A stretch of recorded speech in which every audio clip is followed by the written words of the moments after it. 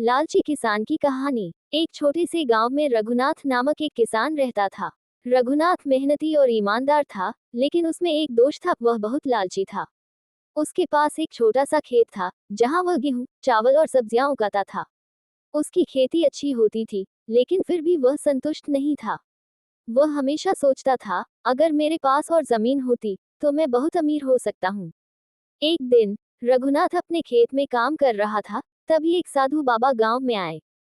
बाबा ने देखा कि रघुनाथ बहुत मेहनत कर रहा है, लेकिन उसका चेहरा संतुष्टि से दूर था। बाबा ने रघुनाथ से पूछा, तुम इतनी मेहनत क्यों कर रहे हो? क्या तुम खुश नहीं हो? रघुनाथ बोला, संतोष कभी नहीं मिलता बाबा। मैं ज्यादा पैसा कमाना चाहता हूँ, और इसके लिए मुझे ज्यादा जमीन चाहिए। साधु बाबा मुस्कुराए और बोले, तुम्हारे पास जो है, वही तुम्हारे लिए पर्याप्त है। फिर भी मैं तुम्हारी मदद कर सकता हूँ। अगर तुम चाहो तो मैं तुम्हें एक जादुई गाय दे सकता हूँ।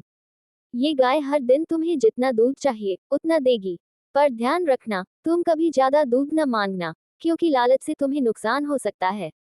रघुनाथ को लगा कि यह एक अच्छा अवसर है, इसलिए उसने बिना सोचे बाबा की बात मान ली। बाबा ने उसे गाय दी और आशीर्वाद दिया।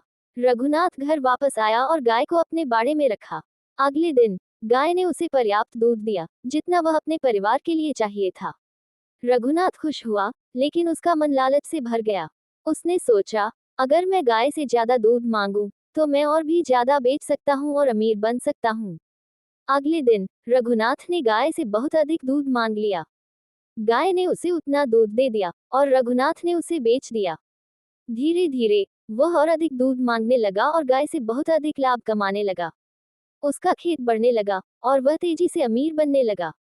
लेकिन एक दिन गाय दूध देना बंद कर दी। रघुनाथ बहुत हैरान हुआ और सोचने लगा कि ऐसा क्यों हुआ।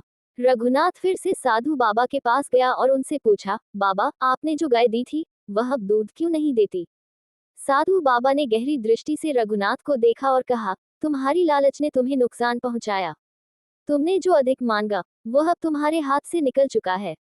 तुम्हारी असली समस्या तुम्हारा लालच है, जो तुम्हें कभी संतुष्ट नहीं होने देता। रघुनाथ को अपनी गलती का एहसास हुआ।